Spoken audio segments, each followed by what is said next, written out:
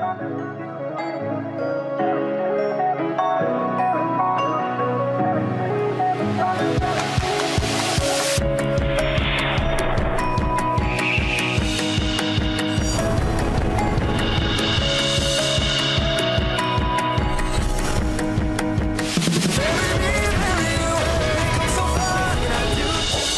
nila, kapag nalaman ng isang tao ang lahat ng pangit sa'yo, She's in a meeting now with Tito Emilio discussing the contract signing of United Tech with Link. That gold digger is the daughter of another gold digger, Andre's mother. Na-meet ni Tito Emilio yung mami ni Andre sa Hong Kong. Yung nanay ni Andre at saka si Sir Emilio sa Hong Kong din pala nagkakilala. At nung taong 1990 din. Nakita ko yung pictures nung daddy mo kanina. Madalas pala siya sa Hong Kong.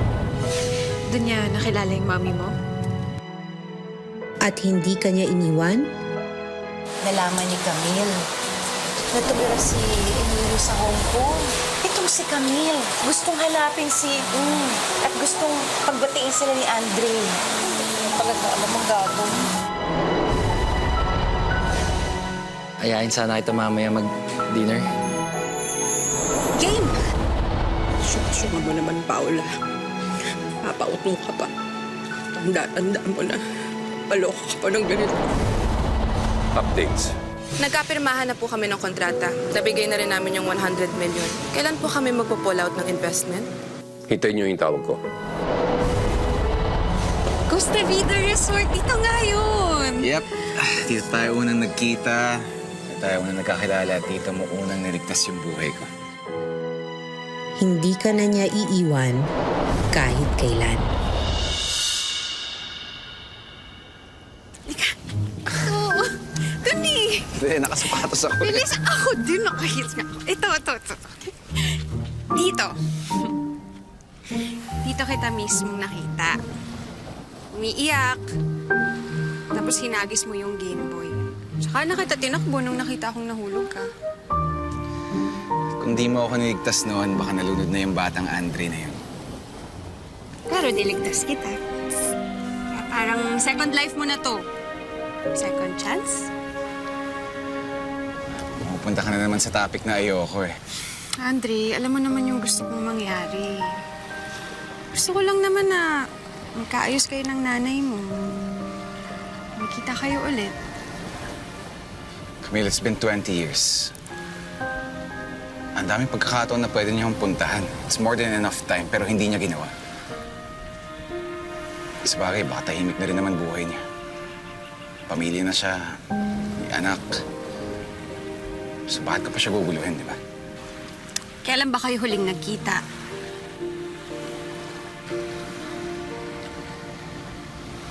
Ito ko rin huling nakita si Mami. At alam kong bigay niya yung Game Boy na yun. Dito din kami huling nag-outing na kasama yung nanay ko. At si Tita Marvy, Ate Paula, at si Mamang.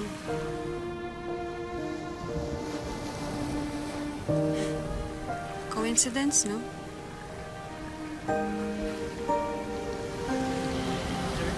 Yes. Andiyan na po si Sir Emilio. Ready na po ang contract signing.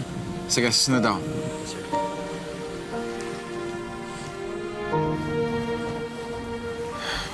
Let's go. Mauna ka na. Susunod ako. Sure? Sige, huwag kang tatagal lang.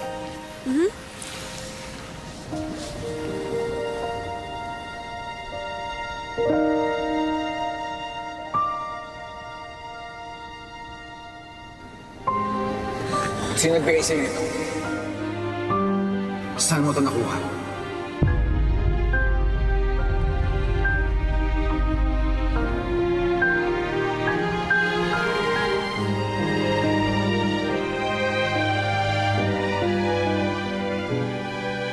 Nung isang gabi na nanaginip ka, hinahanap mo yung mami mo. Alam ko galing sa kanya to eh.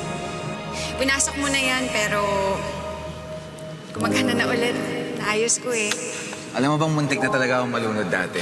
Dahil dito. Hinagis ko siya sa dagat, pagkahagis ko sumama ako. Habang lumulubog ako, may kamay na lang na umabot sa akin. Meron din akong naligtas na batang nalulunod noon eh. Lumubog na yung bata, hinawakan ko yung kamay, tapos inangat ko. Hinila niya ako paangat. Buti na-revive ko pa siya. Bata! Bata, okay ka lang ba? I also wonder kung nasa na yung babaeng yun. Gusto ko siyang pasalamatan. Kaya ako hindi ko makakalimutan yung resort na yun. Hindi ko rin makakalimutan kung saan ako nalunod dahil traumatic talaga yung experience sa akin dun sa lugar na yun. Yung resort kung saan ako nakapagligtas ng buhay. Costa Vida Resort. Costa Vida? Costa Vida Resort. Hindi ko makakalimutan yung petsa nung araw na yun kasi yung trip na yun pinano ng mamang ko. At yun yung huling bakasyon na kasama yung mamay ko. October 17, 2002. I never thought that I would get to thank that little girl.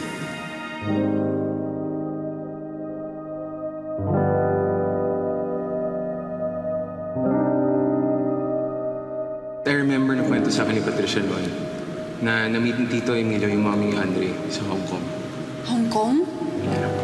Kailan? Probably a year before Andre was born, so around 1990. Mang, alam mo ba, yung nanay ni Andre at saka si Sir Emilio sa Hong Kong din pala nagkakilala? At nung taong 1990 din.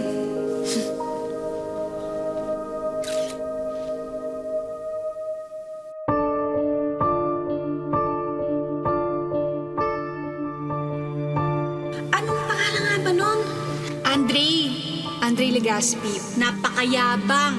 Napakaangil. Pero, alam mo, Mama, naintindihan ko na. Kasi may pinaghuhugutan pala siya malalim. Katulad ng? Mamang, sabi niya, basura daw ang trato sa kanya ng mundo. Bakit daw? Eh, kasi bata pa lang pala siya, iniwan na siya. Mamang!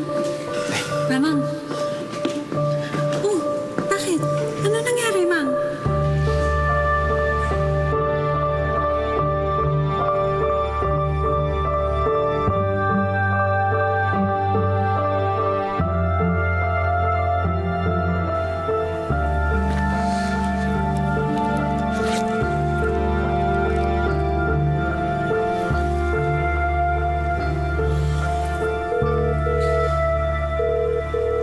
Hello? Hello? Mamang, pwede ba tayo magkita? Gusto ko sana kitang makausap. Na tayo lang. Oo naman. Saan? Sa Costa Vida Resort.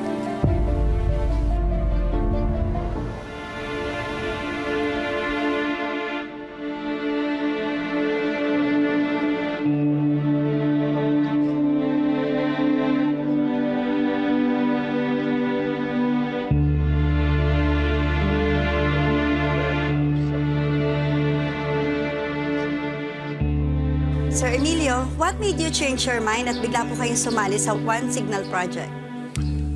Well, to be honest about it, we always wanted to be part of this project. Yung meron lang kaming pinaplansya ng mga ibang detalye, kaya nagkaroon ng konti delay. But let's be very clear that One Signal started with Link. It would be a shame if we don't take advantage of this groundbreaking project. Sir Andre, how do you feel na official na ang partnership niyo sa Link? I'm very happy, of course. Not just for us, but for the whole Philippines. Para sa taong bayan talaga ang project na ito.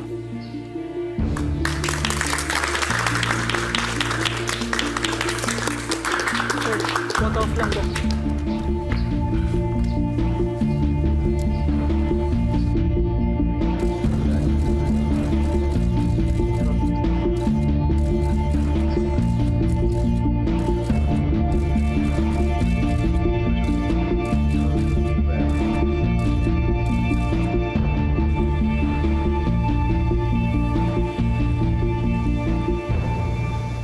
Ganda naman itong nagmumuni-muni dito.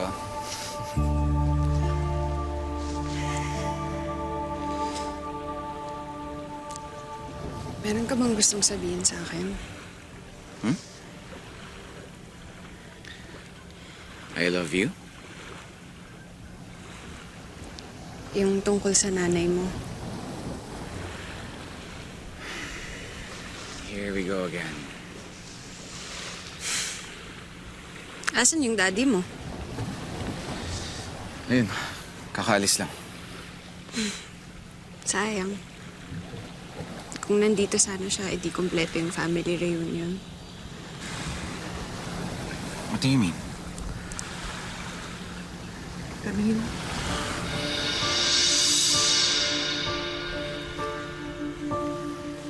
Anak.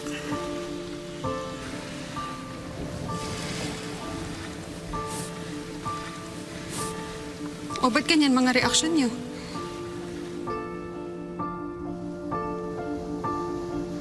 Andre, hindi ka ba natutuwa na nandito yung nanay mo? Mamang, ayaw mo ba makita yung anak mo?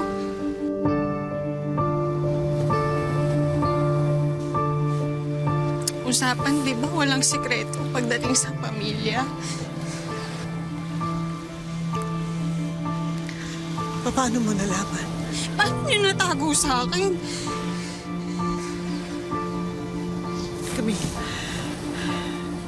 gusto ko talaga sabihin sa'yo eh. Kaya lang... Camille, ako yung nagsabing wag na.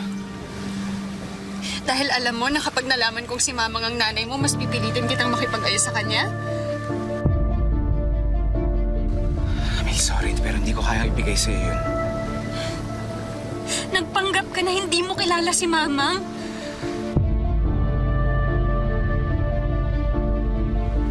At ikaw, Mang, pumayag ka? Camille, ang gusto ko lang maging maayos kayo ni Andre. Ayaw ko maapektuhan yung relasyon nyo nang dahil lang sa akin. Nilalang mo ang sarili mo, Mang? Ano yun? Nanay ka ni Andre. Ako, girlfriend lang. Mas importante ka. Mas importante ang ugnayan niyo kaysa Hindi sa totoo para sa akin yan, Camille. Wala na akong pakialam sa nanay ko. Dahil kung ganun, wala na rin akong pakialam sa'yo. Camille! Camille!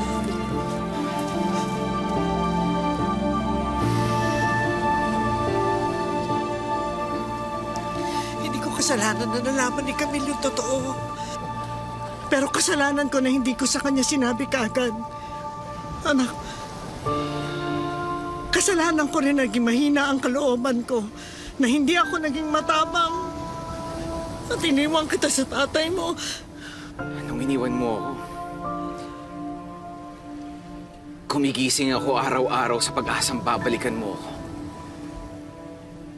Pero hindi naman nangyari, di ba? Alam mo kung anong naging motivation ko? Iparamdam sa'yo na nagkamali kang iwan mo ako. Pero ito nga, dumating na si Camille, di ba? Nagkaroon ng bagong kabuluhan yung buhay ko. Pero ito, anong ginawa mo? Dumating ka lang ulit, sinira mo na ulit lahat. Anak,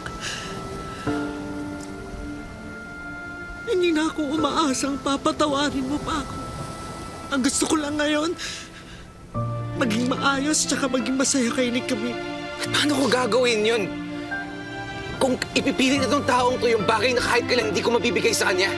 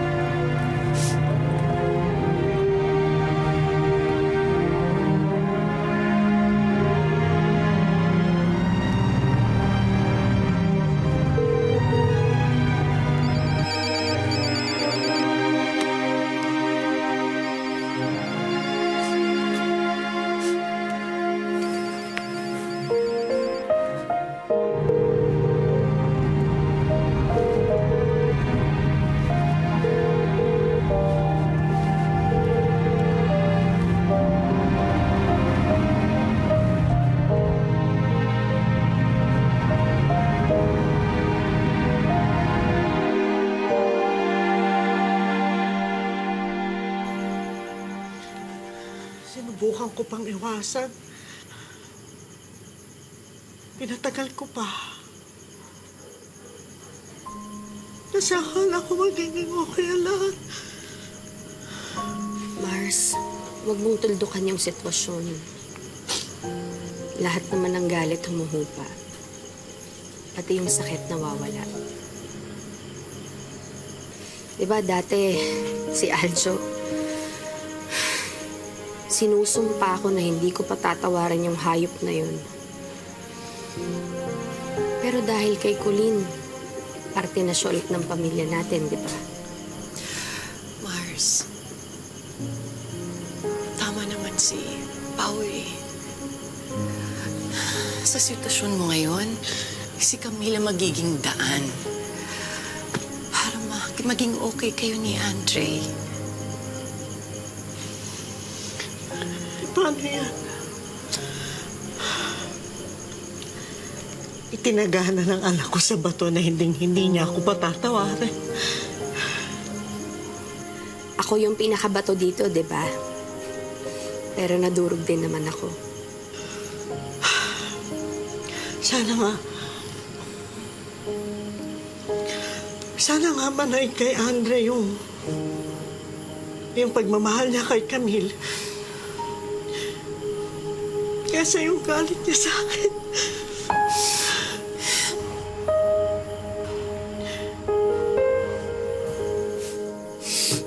Tingnan lang, bumalik.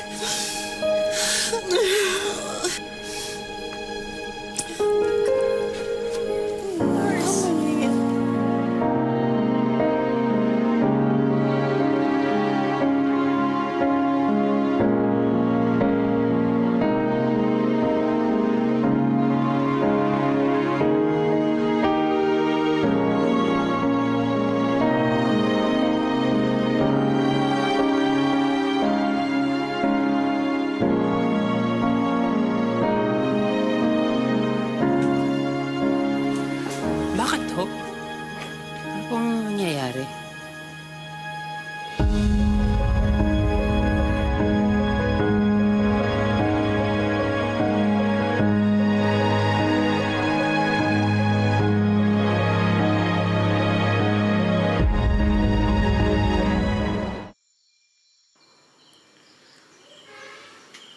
Yung sitwasyon ko sa nanay ko. Dala ko yung galit na yun simula nung bata pa ako. Tapos gusto mong kalimutan ko ng ganun na lang. Hindi naman ganun kadali yun. Nung nalaman ko na siya yung nagpalaki sa'yo, nagtalo yung loob ko. Pwede nga akong lumayo ng mga panahon na yun eh. Kaya lang, di ko talaga magawa. Kaya tiniis ko na lang na makita siya na kunwari wala akong naaalala. Kesa naman mawala ka.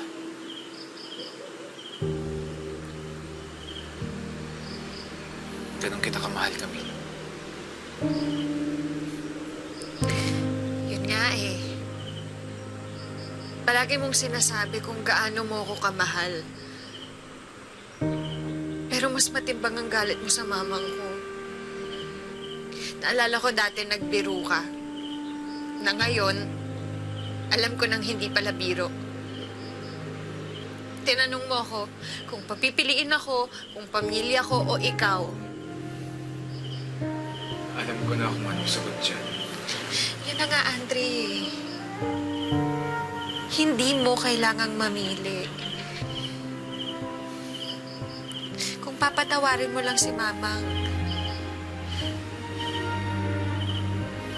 para sa ating dalawa din.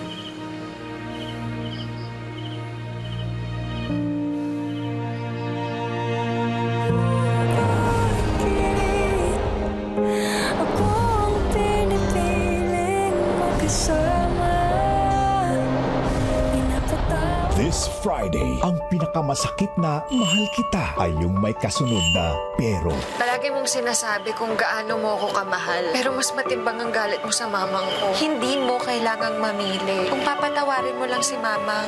Hindi ako handang mawala si Camille ng dahil lang sa'yo. Dahil sa kasalanan ko sa Kuya Andre mo, naging matatag ako na panindigan ka na hindi ko nagawa sa Kuya Andre mo.